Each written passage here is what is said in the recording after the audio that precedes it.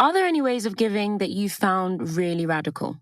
So one popular new way of giving, it's not even that new, but it's really taking off. It's the idea of just handing money to the poor and saying, hey, poor people know best what they need. There's a New York-based a non-governmental organization called GiveDirectly, and they're sort of the pioneers of this.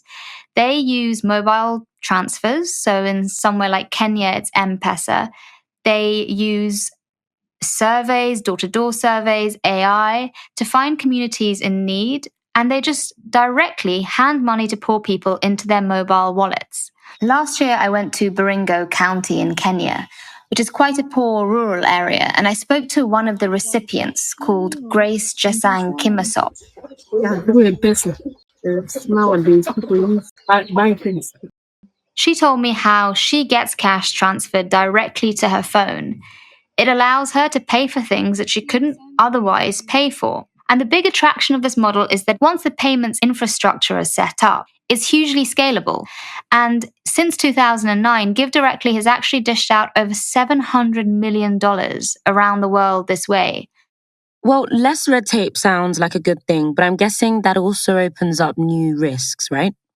This goes back to that initial question, this nervousness when people give money away about how it's going to be spent. What GiveDirectly does, it's a hands-off model, and it sounds more hands-off than it really is. What I found on my trip to Kenya was that there's actually a lot of due diligence around the households that receive this money. And people like Grace were getting phone calls, visits from GiveDirectly staff, checking in on them. And has anyone did they come back and check how you spent the money? Or? Yes. Even they are even calling from Nairobi. So some of the recipients I spoke to get these phone calls asking them what they're spending the money on. There's lots of studies that suggest unconditional cash transfers raise income levels, and they also help poverty indicators, things like health, nutrition, education. But there are limits. If everybody gave all their money just as direct transfers, it wouldn't be a good thing for the world. There's no point giving a poor person cash if, when they fall sick, there's no hospital for them to go to. There's no road for them to travel to the hospital on.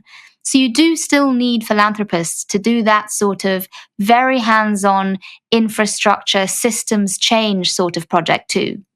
It's a good thing if lots of clever people are experimenting with lots of different ways of giving. Most of all, it's a good thing that we're beginning to question that overly technocratic approach that's really dominated since the turn of the century.